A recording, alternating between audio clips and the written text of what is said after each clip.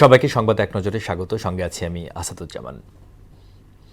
আজ রাতে লন্ডন থেকে রওনা হচ্ছেন বিএনপির ভারপ্রাপ্ত চেয়ারম্যান তারেক রহমান। কাল 12টার মধ্যে দেশে পৌঁছানোর কথা রয়েছে। দেশের মাটিতে সংবর্ধনা জানাতে মঞ্চের প্রস্তুতি চলছে রাজধানীর 300 ফিটে। তার প্রবর্তনকে ঘিরে সারা দেশ থেকে কর্মীরা এসে সমবেত হতে শুরু করেছেন রাজধানীতে। এখন সব বয়সীদের মিলন মেলায় রূপ নেয়ার অপেক্ষায়।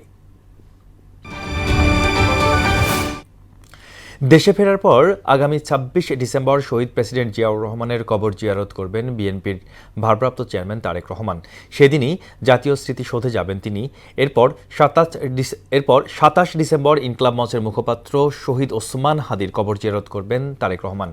এক ব্রিফিংয়ে এসব কথা জানান বিএনপির স্থায়ী কমিটির সদস্য সালাউদ্দিন আহমেদ। আসন্ন ত্রয়োদশ জাতীয় সংসদ নির্বাচনের জমিয়তে উলামায়ে ইসলাম বাংলাদেশকে 4টি আসন ছেড়ে দেয় একদিন পর শরিকদের মধ্যে আরও 8টি আসন বণ্টন করেছে বিএনপি।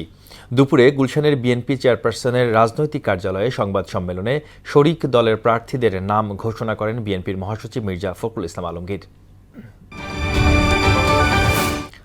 আপিল বিভাগের বিচারপতি জুবায়ের রহমান চৌধুরীকে দেশের প্রধান বিচারপতি নিয়োগ দিয়ে গেজেট জারি করেছে সরকার। সকালে রাষ্ট্রপতির আদেশক্রমে আইন মন্ত্রণালয় থেকে গেজেট জারি করা হয়। মঙ্গলবার দেশের 26তম প্রধান বিচারপতি হিসেবে জুবায়ের রহমান চৌধুরীর নিয়োগ চূড়ান্ত করেন রাষ্ট্রপতি। আগামী 28 ডিসেম্বর শপথ নেবেন নতুন প্রধান বিচারপতি।